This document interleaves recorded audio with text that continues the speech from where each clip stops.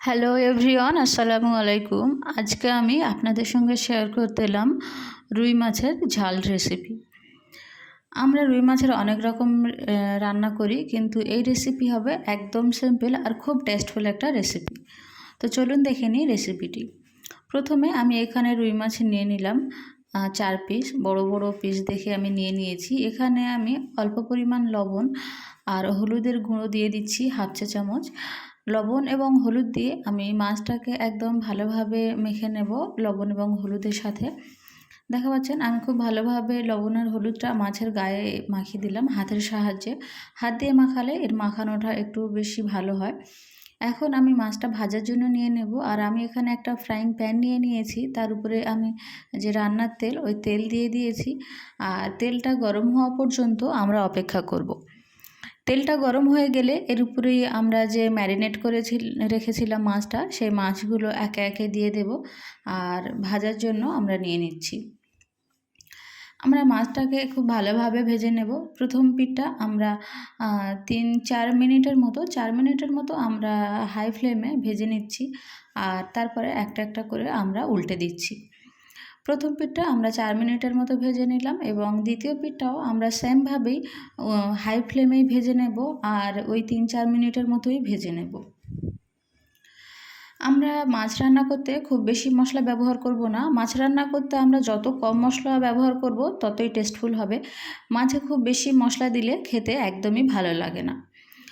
তো দ্বিতীয় পিঠটাও আমরা 3-4 মিনিট ভেজে নেওয়ার পরে আমরা আরও একবার উল্টে দেব আর আমরা খুব ভালোভাবে অন্য পিঠটাও ভালোভাবে ভেজে নেব।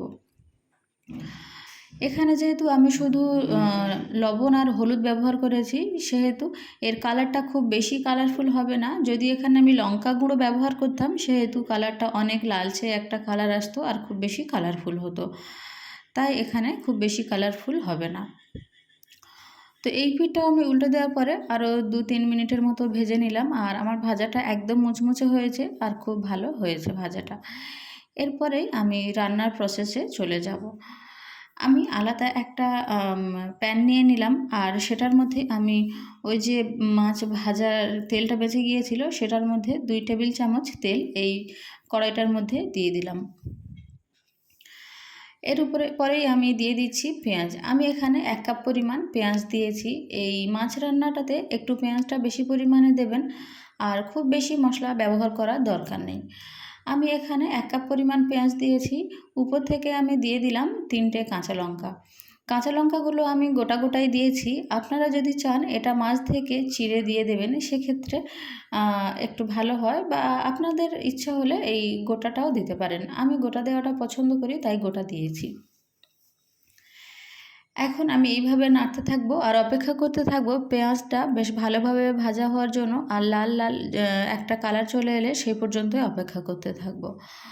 তো আমি এই একবার করে একটু করে নেড়ে দেবো আর যখন একটা লালচে কালার চলে আসবে, এরপরেই আমি দিয়ে দেব লবণ। আমি এখানে 1 চা চামচ লবণ ব্যবহার করেছি। আপনারা আপনাদের স্বাদ মতো লবণটা ব্যবহার করবেন। লবণ আর ঝালটা আপনারা নিজেদের স্বাদ মতোই দেবেন। তো লবণটা দেওয়ার পরে আমি আরও একবার পেঁয়াজটা নেড়ে দিচ্ছি আর দেখা পাচ্ছেন যে অনেকটা ভাজা ভাজা হয়ে এসছে পেঁয়াজটা। এরপরেই আমি দেব আদা এবং রসুনের পেস্ট। আমি এখানে 1 টেবিল চামচ আদা এবং রসুনের পেস্ট দিয়ে দিচ্ছি আর খুব ভালোভাবে এভাবে নেড়ে নিচ্ছি। আমার আদা এবং রসুন একসঙ্গে যেহেতু পেস্ট করা, সেহেতু আমি একসঙ্গেই দিয়ে দেব। আপনাদের যদি আলাদা আলাদা বাটা থাকে, সেই অনুযায়ী অর্ধেক অর্ধেক করে দিয়ে দেবেন। এরপরে আমি একটা বড় সাইজের টমেটো কেটে রেখেছিলাম, আমি সেই টমেটোটা এটার মধ্যে অ্যাড করে দিচ্ছি। এখানে একটা বড় সাইজের টমেটো আর একটু বেশি পরিমাণে পেঁয়াজ ব্যবহার করবেন। এই মাছ রান্নাতে খুব বেশি পরিমাণে মশলা ব্যবহার না করে পেঁয়াজ আর টমেটোটা একটু বেশি পরিমাণে দেবেন। সেক্ষেত্রে দেখবেন খুব ভালো হয় মাছ রান্নাটা আর খেতে খুব ভালো লাগে। এখন আমি হলুদ গুঁড়ো দিচ্ছি 1 চা চামচ আর লঙ্কা গুঁড়ো দিচ্ছি 1 চা চামচ আর এখানে আমি জিরে গুঁড়ো দেবো 1 চা চামচ। আর সাথে দিচ্ছি আমি কালারের জন্য কাশ্মীরি লাল লঙ্কার গুঁড়ো হাফ চা চামচ। আর আপনারা যদি লঙ্কা গুঁড়ো আরও বেশি পছন্দ করেন, তাহলে একটু বাড়িয়ে নিতে পারেন। মশলাগুলো দেওয়া হয়ে গেলে আমি এটার মধ্যে হাফ কাপ জল দিয়ে দিলাম। আমার এখন যেহেতু জলের প্রয়োজন ছিল, আপনাদের যদি জলের প্রয়োজন না মনে হয় তাহলে মশলাগুলো একবার কষিয়ে নিয়ে বা মানে ভালোভাবে নেড়ে নিয়ে তারপরে জল ব্যবহার করতে পারেন। আমার জলের প্রয়োজন পড়েছিল, তাই আমি এখানে হাফ কাপ পরিমাণ জল দিয়ে দিয়েছি আর তারপরে মশলাগুলো একবার ভালোভাবে কষিয়ে নিলাম। আমি এইভাবে মাঝে মাঝে একবার করে নেড়ে দেবো আর জলটা একদম ভালোভাবে মেরে দেবো। আর আমার এই মশলা ব্যবহার করা একদম কমপ্লিট। আমি এখানে আর এক্সট্রা কোনো মশলা ব্যবহার করব না। আমি আগেও বলে দিয়েছি যে মাছ রান্নাতে খুব বেশি মশলা ব্যবহার করলে ভালো লাগে না। আর এইভাবে একদম অল্প মশলায় রান্না করলে খেতে খুবই ভালো লাগে এই মাছ রান্নাটা। তো আমি আরও ১ কাপ জল অ্যাড করে দিলাম আর এই জলটা ফুটে ওঠার জন্য আমি অপেক্ষা করব। আর একবার ভালোভাবে নেড়ে দিয়ে এটা ঢাকা দিয়ে দিয়েছি ৫ মিনিটের জন্য। আর এই ৫ মিনিটে খুব ভালোভাবে জলটা ফুটে উঠবে আর অনেকটা জলটা মরে গিয়েছে দেখা পাচ্ছেন। আর আমি এই রান্নাটা করব একদম হাই ফ্লেমে। আমি ফ্লেম একদম হাইয়ে রেখে এই রান্নাটা করে নেব। আর দেখা পাচ্ছেন আমি যেহেতু হাই ফ্লেমে রেখে রান্নাটা করছি সেহেতু জলটা অনেক তাড়াতাড়ি মরে গিয়েছে। আর আমি এখানে এখন ৩ কাপ পরিমাণে জল ব্যবহার করব। আপনারা ৩ কাপের চেয়ে একটু কমও ব্যবহার করতে পারেন। আর ৩ কাপের আমি একটু কম ব্যবহার করেছি। আর তারপরে জলটা ফুটে উঠলে আমি মাছগুলো দিয়ে দেব। যেহেতু আমার এখানে মাছটা অল্প পরিমাণে আছে সেহেতু জলটা আরেকটু অল্প ব্যবহার করলেই ভালো হয়। এখানে যেহেতু মশলাটা ভালোভাবে কষে গিয়েছে সেহেতু জলের পরিমাণটা খুব বেশি না দিলেই ভালো হবে। অল্প পরিমাণে জল দিলেই এটা ভালোভাবে রান্নাটা হয়ে যাবে।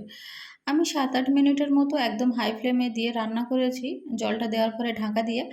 আর ঢাকাটা খুলে দেখা পাচ্ছেন জলটা অনেকটাই মরে গিয়েছে। তো দেখা পাচ্ছেন আমার এটা ওই ৮-৯ মিনিটের মধ্যে আপনারা রান্না করবেন, দেখবেন অনেকটা জল মরে যাবে। আর এখন আমি আমার রান্নাটা কমপ্লিট হয়ে গিয়েছে আর আমি গ্যাসের ওভেনটা অফ করে দিলাম। আর এই ছিল আমার আজকের রেসিপি রুই ঝাল।